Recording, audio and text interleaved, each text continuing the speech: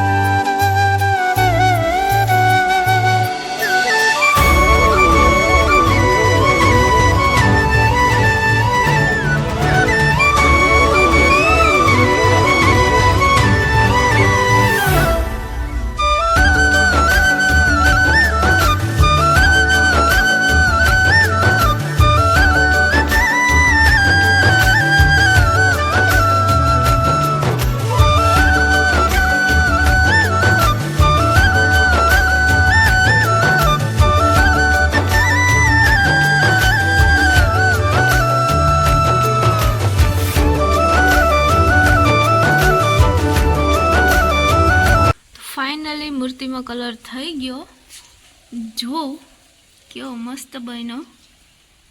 આપણી પાસે 2 કલર હતા, એમ તો 3 કલર હતા. એક વ્હાઈટ હતો, રેડ હતો અને એક વાદળી કલર હતો. એ 3માં બધા કલર મિક્સ કરીને આ કાળો એ બનાવ્યો, મિક્સ કરી બધા કલર મિક્સ કરી ને આવી રીતના કલર કર્યો. જો કેવી મસ્ત થઈ ગઈ. પહેલાં કેવી હતી ને હવે કેવી થઈ ગઈ.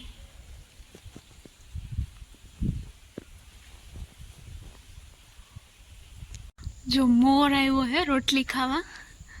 ચોમાહામાં જ આવે, બાકી ઉનાળામાં શિયાળામાં નથી આવતો. એને કેમ ખબર પડતી હોય, ચોમાહામાં આવે ખાવા.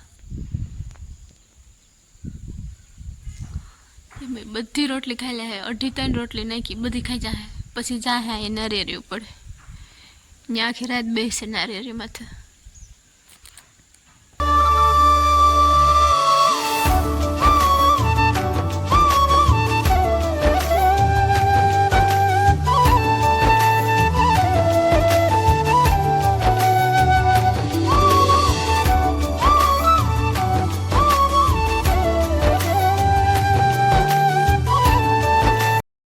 The next day. Good morning, જય શ્રી કૃષ્ણ, જય સોનલમાં. તો જો આજે તડકો નીકળ્યો હોય મસ્ત મજાનો. 2 દિવસથી આ તડકો છે. ત્યાં આજે અમારે એક ખેતર ઉપાડવાનું બાકી હતું, તો ત્યાં જ મૂલી આવ્યા, 9 મૂલી આવ્યા અને 2 એના છોકરા છે, એટલે એના હાર બપોરના રોટલા કરવાના હતા. જો સવારમાં રોટલામાં એ કરીને આમાં ભરી દીધા. રોટલીઓ છે 50ની ઉપર, તો રોટલીઓ ભરી એમાં પેક કર્યો, એટલે ઠંડી ન પડે એની અસર નહીં રહી. અને અહીંયા બને શાક ચૂલે, જે બટાટાનું રીંગણાનું શાક. બટાટા નાખી દીધા. 9 જણા અને 2 એના છોકરાને, 3 અમે ઘરના, એટલાનું બનાવવાનું છે.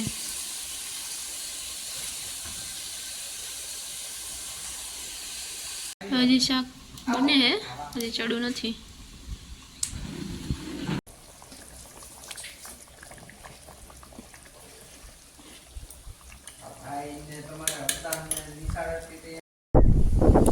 જો આ બીજે ખેતર માંડવી ઉપાડે.